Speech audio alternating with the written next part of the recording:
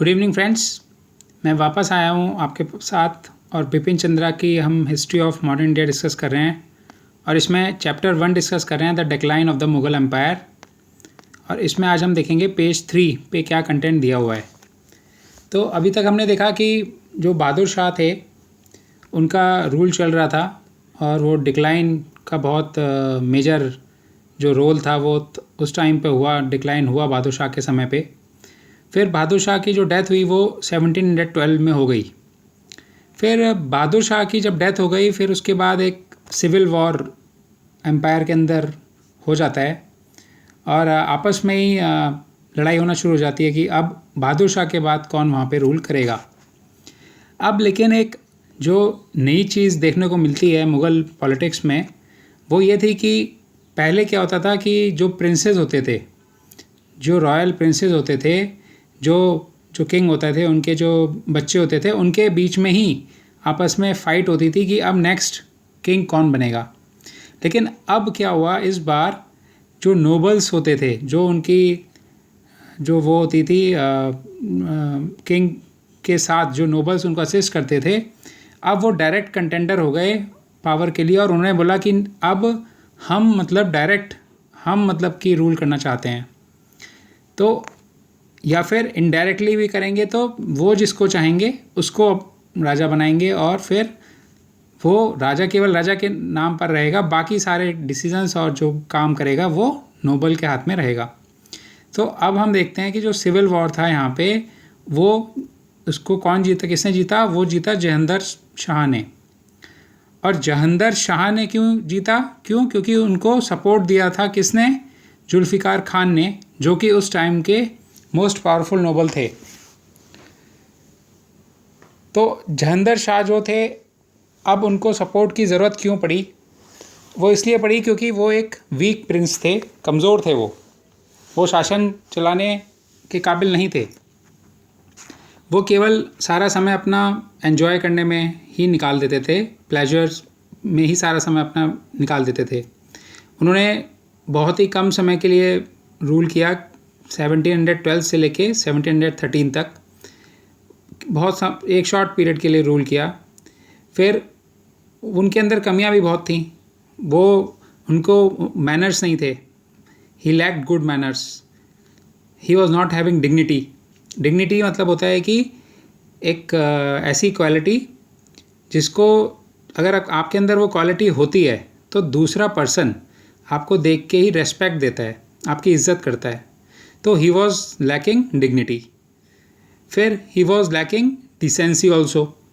Decency मतलब ये कि एक इंसान का ऐसा बिहेवियर जो कि एक पर्टिकुलर स्टैंडर्ड मॉरलिटी का होता है, उसके हिसाब से एक इंसान बिहेव करता है, तो उसको हम कहते हैं कि he is a decent person. So Jahangir Shah के अंदर वो भी नहीं थी, तो he was lacking decency also. So ये सारी कैरेक्टरिस्टिक्स थी जहांगीर शाह के अंदर, जिसकी वजह से वो अकेले कैपेबल नहीं थे कि वो थ्रोन को ऑक्यूपाई कर पाएँ और उनको मदद लेनी पड़ी किसकी? जुल्फ़िकार खान की। अब सवाल ये आता है कि ठीक है, जहांगीर शाह किंग तो बन गए, लेकिन असली डिसीजन मेकर कौन था? तो असली डिसीजन मेकर थे Zulfiqar Khan, and he was the वज़ीर ऑफ जहांगीर शाह। अब उनके अंदर क्या क्वालिटीज़ थी कि वो क्यों अच्छा डिसीजन मेकर बन पाए? Because he was capable and he was a energetic person, जिसकी वजह से वो रियल डिसीजन मेकर रहे। अब हम देखते हैं कि क्या क्या पॉलिसीज़ थी और क्या क्या डिसीजंस लिए जुल्फ़िकार खान ने, जिसकी वजह से वो वहाँ पर जो रूल था उसको वो कंटिन्यू कर पाए। तो सबसे पहला काम जो किया जुल्फ़िकार खान ने वो ये था कि जो भी औरंगज़ेब की पॉलिसीज़ थीं उन सबको उन्होंने एक एक करके रिवर्स कर दिया, वापस ले ली वो पॉलिसीज़। तो उसी क्रम में अगर हम सबसे पहली पॉलिसी की देखेंगे तो वो था जिजिया टैक्स। जिजिया टैक्स को जुल्फ़िकार खान ने अबॉलिश कराया।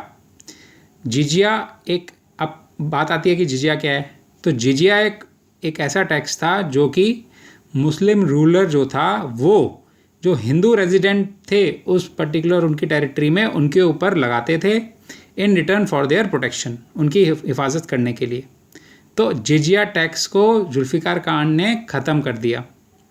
फिर अब हम देखें कि और कैसे मतलब वो मतलब आज एक अच्छा मतलब रूल कर पाए। मतलब तो जो नेबरिंग स्टेट्स थे जैसे जय सिंह ऑफ अम्बेर, तो इनके साथ इन्होंने फ्रेंडली रिलेशन बढ़ाया और इनको मिर्ज़ा राजा सवाई के नाम से जाना गया और इनको गवर्नर ऑफ मालवा भी अपॉइंट कर दिया गया।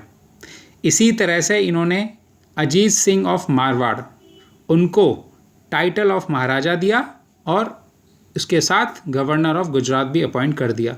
तो इससे क्या हुआ कि वो नेबरिंग स्टेट्स के साथ भी उन्होंने फ्रेंडली रिलेशंस बना लिए, जिसकी वजह से जुल्फ़िकार खान का एक्सेप्टेंस सब जगह होने लगा।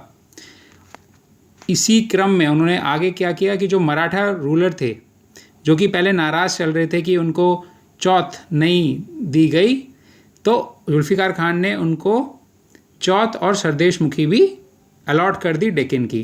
बट यहाँ पर एक शर्त ये रखी गई कि जो मुग़ल ऑफिशियल होंगे वो कलेक्ट करेंगे चौथ और सरदेश मुखी, फिर उसके बाद वो हैंड ओवर कर देंगे मराठा रूलर को।